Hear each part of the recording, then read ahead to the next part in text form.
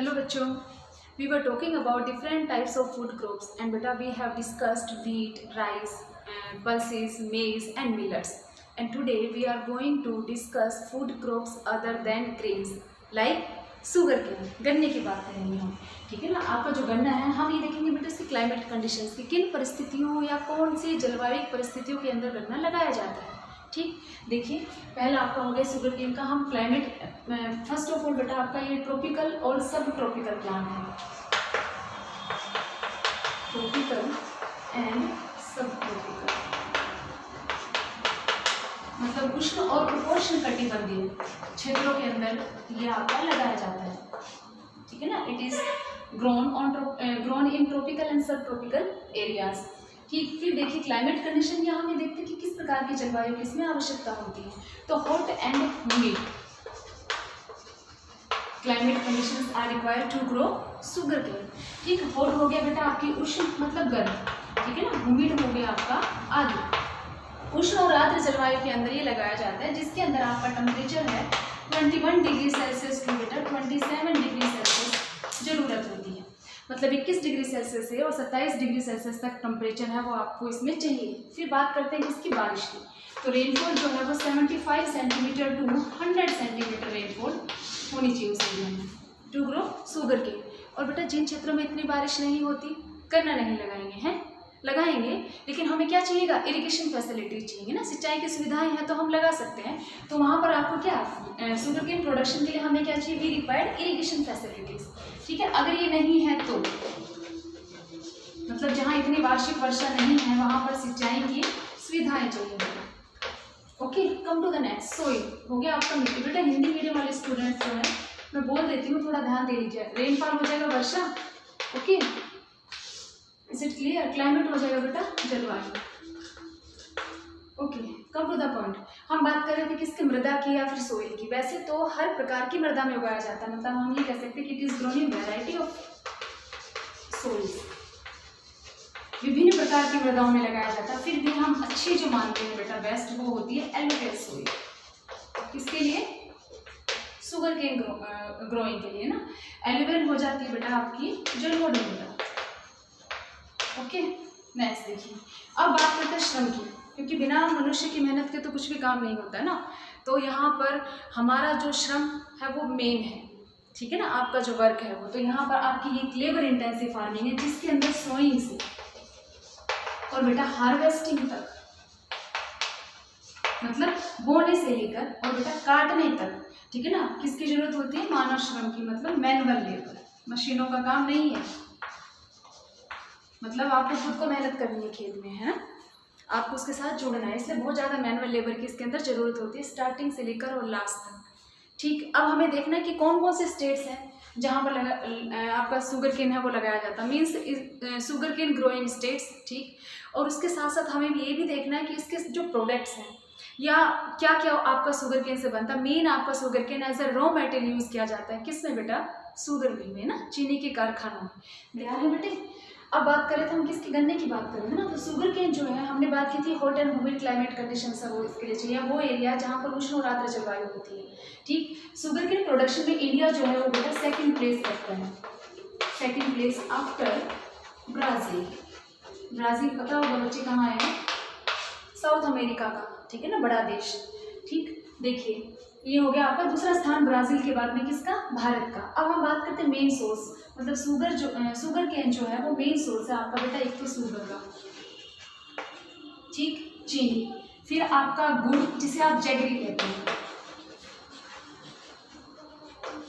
ठीक, फिर आ जाइए खांड, सारी खांड बनाना या बूरा जिसे आप कह रहे हो, और एक आता है मोलेसिस।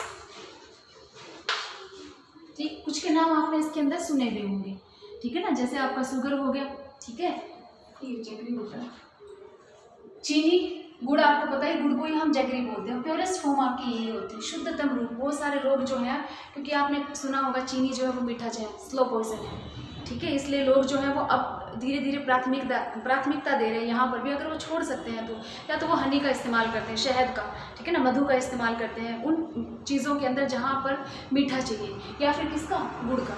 और सर्दियों में हम खाते भी हैं गुड़, ठीक है ना, क्योंकि आपको पता है कि ये ब्लड के लिए, बढ़ाने के लिए, ब्लड इंक्रीज करने के लिए या फिर आपके खून को साफ करने के लिए अच्छा माना जाता है। तो आपका गुड़ हो गया बेटा, शुगर होगी, खांड, सारी खांड होगी, मोलस्सी, ज्योतिष, शीरा कहा जाता है, ठीक है ना। ये आपका बाई प्रोडक्ट होता है जब आपकी शुगर बनाई जाती है, तो उस वक्त उसी से ही आपका ये बनता है, मतलब शहद की तरह जो होता है ब्लैक कलर का। तो आपकी शीरा और कुछ ऐसे पदार्थ जिनको मीठा बनाना होता है, तो उन मीठा बनाने के लिए उन पदार्थों के अंदर इसे मिलाया जाता है, ठीक है ना, उन प्रोडक्ट्स के अंदर। तो मतलब ये एक तरह से बाई प्रोडक्ट हो गया आपका शीरा, ठीक। अब देखिए हम बात करें प्रोड्यूसिंग स्टेट्स, कौन कौन से राज्य हैं जो हमें दे रहे हैं क्या, गन्ना, ठीक। देखिए बेटा सबसे पहले तो आप आ जाइए उत्तर प्रदेश में, ठीक है, जो आपका मेन मतलब प्रोडक्शन के अंदर आपका जो मुख्य है। फिर आ जाइए महाराष्ट्र, ठीक है ना, कर्नाटक, ये एमएच बेटे महाराष्ट्र है, मैंने पूरा नहीं लिखा है पर आप समझ लीजिएगा, एमएच जो मैंने लिखा है वो आपका महाराष्ट्र है। कर्नाटक, तमिलनाडु, आंध्र प्रदेश,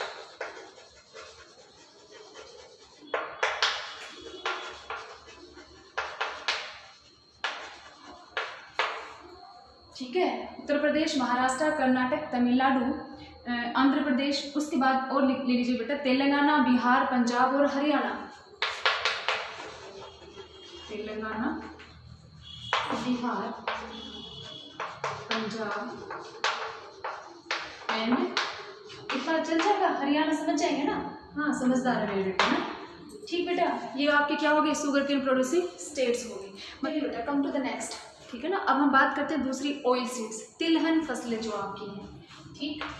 देखिए तिलहन कौन सी, जिनसे तिल मिलता है, नहीं तिलहन फसलें मतलब बेटा जिनसे तेल मिलता है ना, कुकिंग के लिए एडिबल ऑयल जो है, तो वो तिलहन फसलें हैं। वो कौन कौन से, सबसे मेन तो ग्राउंड नट है। भारत में आधा उत्पादन जो है, उत्पादन है, प्रोडक्शन में हाफ, जो आप ये कह लो कि जितनी भी आपकी तिलहन फसलें उसमें आधा उत्पादन वो अकेले ग्राउंड नट का होता है, ठीक है ना। हम कंज्यूम भी करते हैं और खाने के वैसे भी खाते हैं ना। देखिए ऑयल सीड्स में हम ले रहे हैं, तो फर्स्ट आप यही ले लीजिए ग्राउंड नट, मूंगफली, ठीक है। फिर लीजिए कोकोनट, ठीक। फिर ले लो बेटा लिनसीड, अच्छा, कास्टर सीड्स, ठीक। फिर ले लो आप कॉटन सीड्स, अच्छा, सीसामम, और भी बच गई क्या, सोयाबीन, सनफ्लावर, हो सकता है बेटा कोई रह गई हो, हम देख लेंगे ना। देखिए हम किन की बात कर रहे थे, ऑयल सीड्स की बात कर रहे थे बेटा। तो ग्राउंड नट जो है वो आपका मैं बता रही थी आपका सेकंड लार्जेस्ट प्रोड्यूसर है, ठीक है ना, इन द वर्ल्ड, विश्व के अंदर दूसरा स्थान रखता है, और वो भी किसके बाद में, दूसरा स्थान चाइना के बाद, ठीक है ना। मूंगफली, कोकोनट हो गया बेटा नारियल, लिनसीड है अलसी मेथी, ठीक। मस्टर्ड बच गया बेटा, मुझे याद आ गया, मेन है हमारा जो है ना सरसों, ठीक। फिर देखिए कास्टर सीड्स आपके हो गए बेटा अरंडी, ओके। नेक्स्ट देखिए कॉटन सीड्स पिनोली, और आगे आ जाइए सीसामम, इसे तिल भी बोलते हैं, तिल जो आप सर्दियों में खाते हैं ना तिल के लड्डू, तो सीसामम हो गया आपका तिल। नाउ नेक्स्ट सोयाबीन आपको पता है, सनफ्लावर हो गया, सूरजमुखी, और मस्टर्ड बेटा सरसों। तो ये आपके क्या हो गए, ऑयल सीड्स हो गए, जिसमें मैं बता रही हूँ आपका मेन जो है वो आपका क्या है, ग्राउंड नट है, ठीक है ना। कोकोनट नारियल जिसको साउथ में ज़्यादा यूज़ करते हैं, ठीक है ना। लिनसीड या कास्टर सीड्स ये जो हैं इन सबको ऐसे रॉ मटेरियल भी इंडस्ट्रीज़ के अंदर यूज़ किया जाता है। इसके अलावा कॉस्मेटिक्स या शॉप जो या साबुन बनाने के लिए, ठीक है ना, ऑइंटमेंट्स के अंदर भी, ऑइंटमेंट्स आपका मरहम या लेप बनाने के लिए, और सबसे मेन है वो, बाकी जो भी हैं इन सबको सबसे मेन हम उसमें भी यूज़ करते हैं एडिबल के रूप में, ठीक, या फिर आपके कुकिंग, ठीक है ना, खाना पकाने के लिए या खाने के लिए हम इनका इस्तेमाल करते हैं। तो अगर नॉर्थ इंडिया में अगर देखें तो सबसे ज़्यादा आपकी क्या है, वो भी हमारे नॉर्थ वेस्टर्न पार्ट में मस्टर्ड है, वो मेन है, कौन सी बेटा, सरसों, ठीक है ना। ऐसे ही सीसामम जो है वो हम सर्दियों में यूज़ करते हैं लड्डू वगैरह बनाने के लिए, और ग्राउंड नट जो है उसको खाने के लिए। तो ग्राउंड नट या सीसामम ये जो है ये आपकी खरीफ की है। इवन लिनसीड और कास्टर सीड्स ये भी, कॉटन सीड्स भी, ये सब आपकी किसके, खरीफ क्रॉप है, गर्मियों के अंदर लगाई जाती हैं।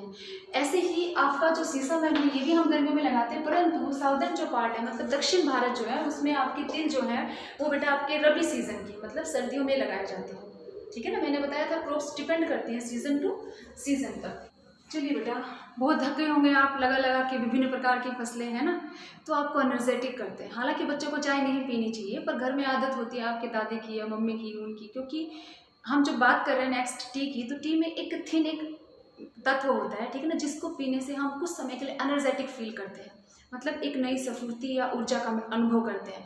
और इसीलिए आपके घर में बुजुर्गों को आदत, मतलब वो हैबिचुअल हो जाते हैं कि हर समय जिस समय वो लेते हैं उस वक्त उन्हें वो चाय चाहिए।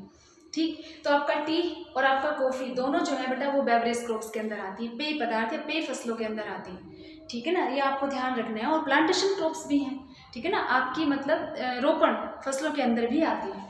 तो देखिए, टी की या चाय की जब हम बात करते हैं तो ये भी आपका क्या है बेटा, ट्रॉपिकल एंड सब ट्रॉपिकल प्लांट, ठीक है, मतलब आपका उष्ण और उपोष्ण कटिबंधीय क्षेत्रों के अंदर आपका ये उगाया जाता है। इसके लिए भी क्लाइमेट कंडीशंस वही है लगभग जो आपके शुगर केन के लिए। भारत में सबसे पहले ब्रिटिशर्स उन्होंने इंट्रोड्यूस करवाया था इंडिया में, और वो भी मतलब आपका ब्रह्मपुत्र वैली, असम के अंदर ब्रह्मपुत्र घाटी में पहली बार चाय का पौधा लगाया गया था, ठीक है। तो आपके प्लांटेशन फार्मिंग के ज़्यादातर जो ओनर्स हैं वो अब तो इंडियंस हैं, उस वक्त ब्रिटिशर्स थे, ठीक। देखिए, अब हम बात करते हैं क्या, ट्रॉपिकल सब ट्रॉपिकल एलुवियल सॉइल, जलोढ़ मृदा की इसके लिए आवश्यकता होती है, ठीक है ना, और वो भी फर्टाइल होनी चाहिए, उपजाऊ मृदा, वेल ड्रेन भी आपकी बुक में लिखा होगा, वेल ड्रेन एलुवियल सॉइल, ठीक है ना, उसकी आवश्यकता होती है। इसमें बेटा आपकी जो बारिश है वैसे तो 200 सेंटीमीटर से ज़्यादा एरियाज में होती है, परंतु ये ध्यान रखना है कि कांस्टेंट हो पर फ्रीक्वेंट शावर्स इसको चाहिए, ठीक है ना। इसके जो रूट्स होती है, मतलब आपका जो पूरा प्लांट है बहुत डेलिकेट होता है, तो पौधे की जड़ें पानी में नहीं खड़ी रहनी चाहिए। It means stagnant water allow नहीं होता, ठीक है ना, खड़ा पानी नहीं चाहिए, क्योंकि इससे क्या हो जाएंगे, उसके रूट्स हैं वो डैमेज हो जाएंगे। इसकी बजाय क्या चाहिए बेटा, फ्रीक्वेंट शावर चाहिए, धीमी धीमी बौछारें जो हैं वो उसकी लीव्स को, क्योंकि उसकी लीव्स या टेंडर जो लीव्स हैं, ठीक है ना, उनको फ्रेशनेस के लिए, उसकी ताजगी बरकरार रखने के लिए धीमी बारिश में वो बौछारें हैं वो उसकी आवश्यकता होती है। खड़ा पानी जो है ये डैमेज कर देता है, ठीक है ना, किसको, मतलब stagnant water is not allowed, किसके लिए बेटा, उसके रूट्स के लिए, टी प्लांट की रूट्स के लिए खड़ा पानी नहीं चाहिए। इसीलिए इस पौधे को लगाया जाता है कहाँ पर, आपके स्लोप्स पर या फिर हिली एरिया, पहाड़ी क्षेत्र, ढलानों पर, ठीक है। स्लोप कैसे होंगे, जैसे आपके, ठीक है ना, जिसमें हम ऐसे कंट्रोल फ्लफिंग करते हैं, इसके अंदर लगाया जाता है। अगर स्लोप होता है बेटा तो आपका जो प्लांट है उसके रूट्स में पानी नहीं रुकेगा ना, जब बारिश आएगी तो पानी थोड़ा सा रहेगा, फिर उसके बाद वो बहकर नीचे चला जाता है, इसलिए खड़ा पानी नहीं चाहिए। लेकिन अगर पानी नहीं मिलता है, ठीक है ना, पत्तियों को, तो वो आपकी बहुत जल्दी है वो मुरझा जाती हैं, डैमेज हो जाती हैं, ये भी है। वैसे ही जैसे कि सब्जी वाले के आप जाते हो तो आपकी जितनी भी ताज़ा या हरी सब्जियां वो उसके ऊपर पानी का छिड़काव करते रहते हैं, क्यों, बेहोश हो जाती है, उनको होश में लाने के लिए, है ना, इसलिए बेटा कि वो फ्रेश लगे यही कारण होता है ना कि वो फ्रेश नज़र आए या अच्छी नज़र आए, तो बार बार उस पर छिड़कते हैं कि उनकी फ्रेशनेस है वो खत्म ना हो, ताकि आप इजीली उसको परचेज कर लेने, आप कहोगे कब की बासी सब्जी लेकर आए हो भैया, ठीक। तो यहाँ भी वही है, इसकी फ्रेशनेस को बरकरार रखने के लिए, टेंडर लीव्स के लिए इसको फ्रीक्वेंट शावर चाहिए, है ना, बारिश है वो धीमी धीमी, ताकि इनमें ताजगी बरकरार रहे, परंतु पानी जो है वो उनकी जगहों में नहीं रहना चाहिए, इसलिए स्लोप्स पर, ढलानों पर की जाती है, ठीक है। इसमें भी बेटा सारा काम हाथ से किया जाता है। तो आपका टी प्लांटेशन है वो भी आपका क्या है, लेबर इंटेंसिव इंडस्ट्री है। इंडस्ट्री हमने क्यों लिखा, क्योंकि इसके पास ही उद्योग होते हैं ना, क्योंकि दूर होगा, तो मैंने एक दिन पहले आपको बताया था कि अगर ज़्यादा दूर होता है बेटा तो आपकी लीव्स हैं वो ख़राब हो जाती है। इवन इनको ऐसे डाल कर भी नहीं, एक बास्केट होती है जिसके अंदर डाला जाता है। हाँ, आप ये भी लिख सकते हो, लेबर की जब हम बात कर रहे हैं तो बेटा इसके लिए स्किल लेबर की ज़रूरत होती है, वो भी आपके डेलिकेट हाथ, नाजुक हाथ जो होते हैं, ताकि लीव जो है उनको, उनकी लीव्स प्लकिंग का जो काम है वो आसानी से करें, ताकि वो डैमेज ना हो, ठीक है ना। वो तोड़ते हैं और पीछे बास्केट में डालते जाते हैं, उनको प्रेस भी नहीं किया जाता, और पास ही इंडस्ट्री होती है जहाँ उनको ले जाया जाता है। इसीलिए लेबर इंटेंसिव इंडस्ट्री, जिसमें सारा काम है आरंभ से और अंत तक ज़्यादातर हाथ तक किया जाता है, हाथ से किया जाता है, मतलब श्रम की ज़रूरत होती है, ठीक। अब हमें देखना है कि इसके प्रोड्यूसिंग स्टेट्स कौन से हैं बेटा। We are talking about producing states, मतलब कौन कौन से ऐसे राज्य हैं जो आपके घर में चाय पहुंचाते हैं या आपको चाय देते हैं, ठीक। देखिए, सबसे पहले आ जाइए असम, ठीक, फिर दूसरा है वेस्ट बंगाल, वेस्ट वेस्ट बंगाल का भी बेटा ऊपर वाला पार्ट, ठीक है ना, जो ऊपर सिक्किम और इस तरफ आपके असम के साथ लगता है। तो इसमें पर्टिकुलर जगह है, आप याद रख लीजिए, hills of Darjeeling and Jalpaiguri, ये डिस्ट्रिक्ट्स हैं, इसकी पहाड़ियाँ जो हैं कहाँ की, वेस्ट बंगाल की। ठीक, इसके बाद हम बात करें बेटा तमिलनाडु, केरला, ये तो हो गए आपके मेन, ठीक है ना, तमिलनाडु, केरला, और इसके साथ एक और ले लीजिए बेटा, मतलब आपके जो ये स्टेट्स के हम वेस्ट बंगाल, तमिलनाडु, केरला, और नॉर्थ में अगर हम देखें तो हिमाचल प्रदेश भी, उत्तराखंड भी, ठीक, और आंध्र प्रदेश नीचे आ जाइए, हिमाचल प्रदेश, उत्तराखंड और आंध्र प्रदेश।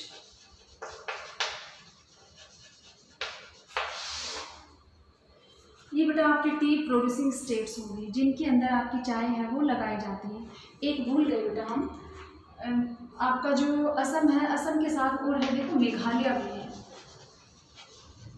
मेघालय और त्रिपुरा, ये भी आते हैं, बहुत सारे हो गए, पर ये आपका लीडिंग प्रोड्यूसिंग स्टेट है, leading T producing state of India. की बात की तो बेटा उसकी बहन को तो छोड़ा नहीं जा सकता ना, तो उसी की बहन नेक्स्ट लीजिए आप, कॉफ़ी, कहवा, हिंदी में हम इसे कहवा या फिर कॉफ़ी भी लिखा होता है। देखिए प्रोड्यूसिंग कंडीशन, ग्रोइंग कंडीशन हम देखें तो कुछ ज़्यादा अलग नहीं है, हाँ बस सोइल का थोड़ा फर्क आ जाता है कि ये आपके रेड सोइल के अंदर भी होती है। देखिए कहवे की हम बात करते हैं बेटा, तो आपका मेन जो है हम ये कह सकते हैं कि क्वालिटी वाइज या भारत के अंदर कौन सी क्वालिटी जो है वो आपकी कॉफ़ी की इस्तेमाल की जाती है, तो वैसे आपकी 3 होती हैं। कौन कौन सी बेटा, अरेबिका, ठीक है ना, लिबेरिका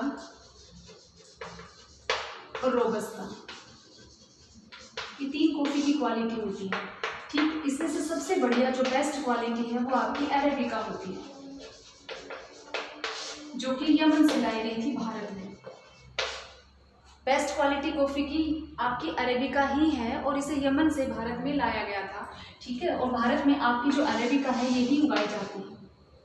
ठीक, अब हमें देखना है इसके अंदर भी बेटा आपके लेबर की ज़रूरत होती है, ठीक है ना, बहुत ज़्यादा श्रमिकों की ज़रूरत, मतलब स्किल लेबर चाहिए, मेहनत चाहिए होती है। हमें देखना है कि इसकी प्रोड्यूसिंग स्टेट्स जो हैं वो कौन से हैं। तो देखिए सबसे पहले आ जाइए आप नीचे, कर्नाटक में,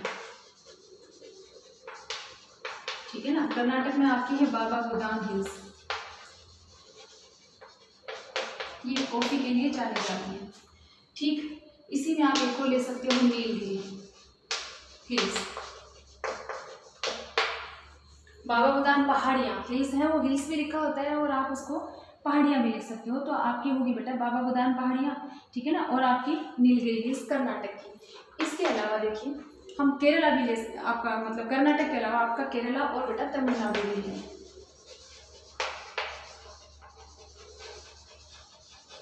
ये हो गए आपके कॉफ़ी प्रोड्यूसिंग स्टेट्स, मतलब कहवा उत्पादक आपके राज्य। हालांकि अब नॉर्थ इंडिया में भी इस्तेमाल की जाती है, पर पहले ज़्यादातर ये साउथ इंडिया के अंदर इस्तेमाल की जाती थी। ऑलरेडी 2008 में इंडिया जो है उसने 3.2% वर्ल्ड की जो कॉफ़ी है उस प्रोडक्शन में था, and Indian coffee is known in the world for its good quality, अच्छी गुणवत्ता के लिए भारतीय कहवे को जाना जाता है, क्योंकि हम जो यूज़ कर ग्रो कर रहे हैं वो कौन सी आपकी अरेबिका, और ये बेस्ट क्वालिटी होती है कॉफ़ी के अंदर। ठीक, अब चाय और कॉफ़ी भी पी लें, तो यहाँ थोड़ी देर के लिए रुकें, फिर हम आगे करते हैं आपका नेक्स्ट, और वो हमारा होगा बेटा हॉर्टिकल्चर, मतलब हम फल लगाएंगे।